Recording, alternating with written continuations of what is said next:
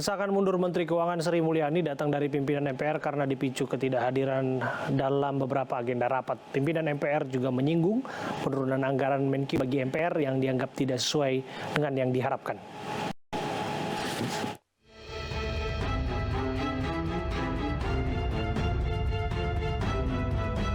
Gonjang-ganjing politik di penghujung akhir tahun mulai memanas. Hembusan tak sedap datang dari MPR mengenai Menteri Keuangan Sri Mulyani yang dianggap tak menghargai lembaga MPR RI. Berawal dari ketidakhadiran Sri Mulyani dalam beberapa agenda rapat bersama MPR, sejumlah tokoh meminta agar Menteri Keuangan Sri Mulyani dipecat. Selain itu, pemangkasan anggaran MPR oleh Menteri Keuangan kian menjadi penyulut disharmoni antara lembaga MPR dengan Menteri Keuangan. Wakil Ketua MPR Fadil Muhammad mengaku pihaknya kecewa dengan Menteri Keuangan karena dianggap tidak memperhatikan kebutuhan anggaran MPR. Menyikapi desakan pemecatan kepada Menteri Keuangan, pihak istana mengaku itu menjadi kewenangan Presiden.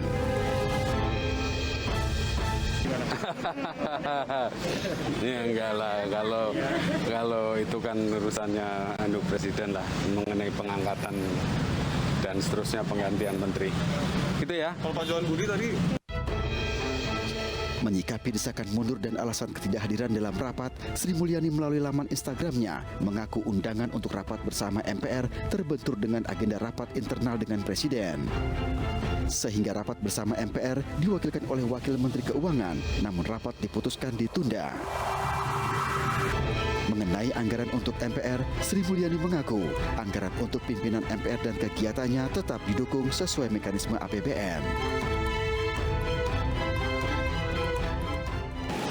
Kita akan bahas isu ini bersama dengan Wakil Ketua MPR Fadil Muhammad dan peneliti Formapi Lusius Karus.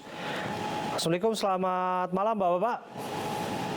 Selamat malam, Assalamualaikum. Ya, saya ke Bang Fadil terlebih dahulu ya.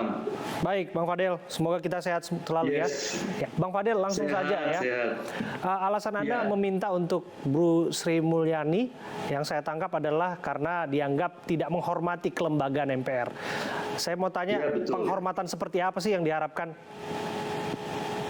Sebenarnya kita itu kan lembaga tinggi negara dan kita mengundang beliau beberapa kali. Kita mengundang beliau persisnya itu tanggal 27 Juli. Alasan beliau ada karena rapat dengan Presiden. Nanti undang lagi nggak bisa. Kita undur lagi nggak bisa. Terus di MPR itu ada badan anggaran yang diketuai oleh Pak Idris Laena. Semua partai-partai ada di situ. Banggar juga kita rapat dengan Kementerian Keuangan dengan Pak Dirjen. Bicaranya ya polos-polos aja seperti kita itu tidak mengerti keadaan. Bahwa sekarang ini sebentar Bang Fadil, sebelum lebih jauh kita ngomong soal anggaran, masa sih Anda minta Presiden ganti Bu Sri Mulyani hanya semata-mata nggak datang rapat? Bukan, karena tidak menghormati lembaga tinggi negara. Kan sudah disebutkan alasannya bahwa yang bersangkutan kan rapat internal dengan Presiden. Yang namanya rapat dengan Presiden tentu dianggap penting dong. Kita udah cek juga, kita sudah atur lagi rapat berikutnya juga tidak. Berikutnya lagi tidak. Nah ini kan Anda mengecek seperti apa maksud Anda, Pak Fadil? Kita ngecek melalui protokolnya, melalui agendanya, dan kita lihat. Nah, jadi kita merasa bahwa hal-hal seperti begini kan kurang pas. Nah, dugaan Anda mengapa sampai Bu Sri Mulyani Anda sebutkan tadi mengada-ngada ya, kalau Anda sebutkan dicek dengan protokol ternyata tidak rapat sampai tidak hadir ke MPR, dugaan Anda ada apa? Bukan begitu. Kita ini kan lembaga tinggi negara. Saya juga pernah ketua Komisi 11. Saya tahu persis bagaimana Menteri Keuangan. Kita menghormati. Saya pernah ini.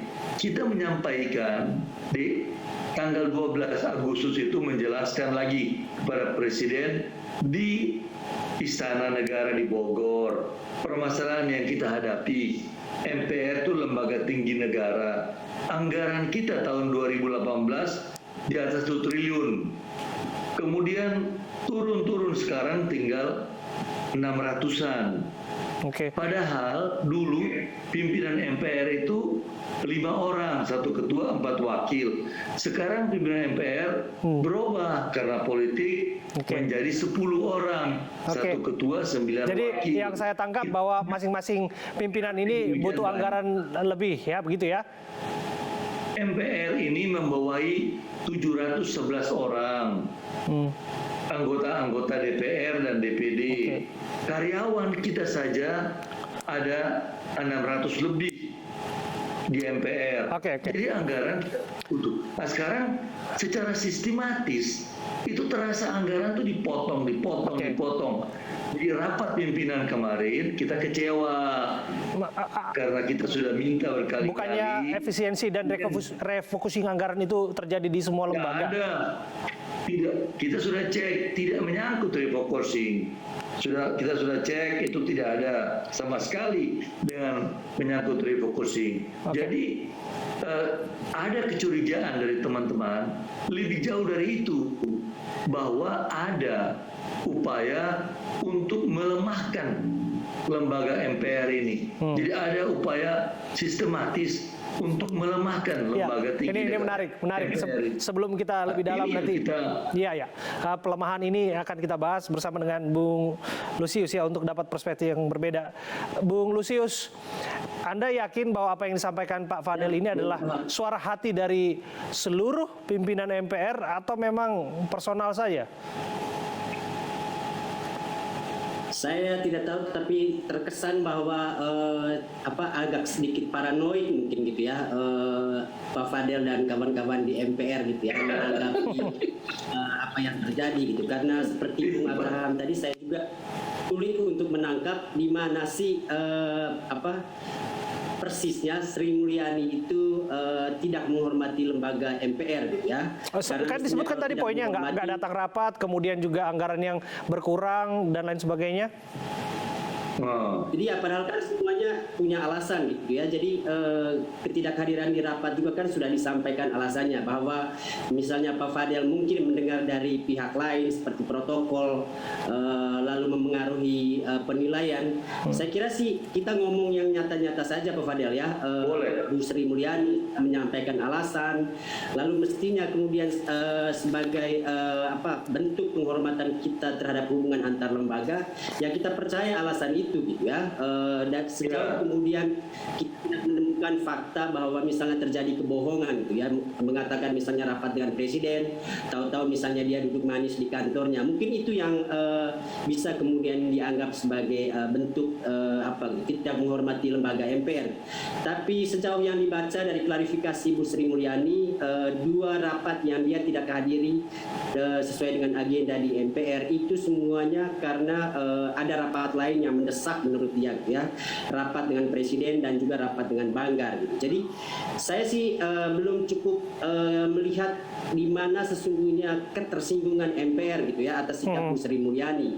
Apakah ini betul karena hanya faktor rapat itu, atau karena pengurangan anggaran, atau ada hal-hal lain? Saya pikir kalau yang disebutkan tadi misalnya ada gerakan sistematis untuk menghancurkan MPR gitu, katakanlah begitu ya. Saya kira sih ini lebih ketakutan atau paranoid yang belum cukup beralasan saya kira. Ya mungkin Pak Fadel dari pekerjaan banyak lalu sampai di MPR kurang banyak pekerjaannya lalu merasa bahwa banyak. Jangan karena itu Pak Fadel. Nah, hanya satu yang membuktikannya apabila memang ini tidak paranoid adalah apa yang disampaikan ini benar-benar ada buktinya begitu, Pak Fadel. Apa bukti bahwa ada pelemahan di MPR? Ya, buktinya bahwa pada waktu yang lalu anggaran itu 1 triliun lebih. Padahal pimpinan MPR hanya 5 orang. Anggota DPR dan DPD juga dulu berkurang, anggota DPR. Sekarang jumlahnya lebih banyak, pimpinan lebih besar, sebentar. Kegiatan yang kita buat juga lebih banyak, tetapi anggaran tinggal Yang kita minta dapat setengah. Mohon maaf Pak Fadel, bagaimana mungkin Anda mengatakan kegiatan di MPR lebih banyak daripada kegiatan praktis di DPR?